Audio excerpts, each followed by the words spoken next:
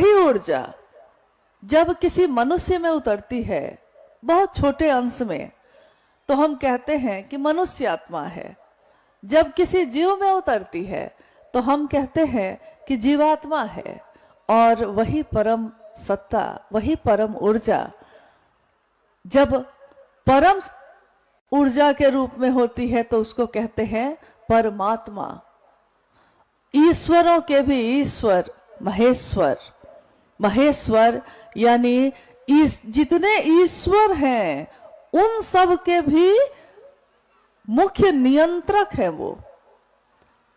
दुनिया तो छोड़ दीजिए, इंसान तो छोड़ दीजिए, जितने भगवान हैं उन सब भगवानों के भी नियंत्रक वो खुद है। उनके अनेक रूपों की पूजा होती आई। महाकाल, महान मृत्युंजय, महायोगेश्वर, महाऔढ़रेश्वर, जितने भी रूप हैं अलग अलग जब हम देखते हैं, अलग अलग सुनते हैं तो इसके अलग अलग नाम सुनाई देते हैं। लेकिन जब हम कहते हैं शिव तो इस एक रूप में उनके समग्र स्वरूप है। जितने भी रूप हो सकते हैं उनके सारे के सारे रूप एक साथ हैं। हमारे आपके द्वारा जो 3 सूत्र किए जाते हैं, इन 3 सूत्रों की व्याख्या जो साहब ने की है, इसमें तीसरा सूत्र यानी नमः शिवाय से शिव को प्रणाम करना, शिष्यानुभूति ये कहती है कि शिव को प्रणाम करना नमः शिवाय से शिव के समग्र स्वरूप को प्रणाम निवेदित करने की विधा है। समग्र स्वरूप को।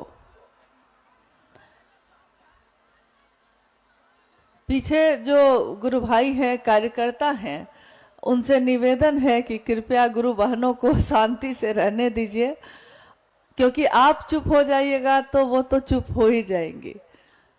तो बाहर से तो सन्नाटा हो जाएगा, लेकिन मन अगर शांत नहीं हुआ तो बाहर के सन्नाटे को शांति नहीं कह सकते आप। तो मेरी अनुभूति है कि जहां हमारे गुरु शिव की उपस्थिति हो उस जगह पे किसी कार्यकर्ता की भी जरूरत नहीं पड़ती, क्योंकि उनकी उपस्थिति तो हमारे मन को खुद ही अनुशासन में डाल देती है। अगर आपकी आंखें ये देख पाती कि महादेव स्वयं उपस्थित हैं, तब भी क्या आपके जीवन में, आपके चेहरे में हलचल होती? नहीं होगी।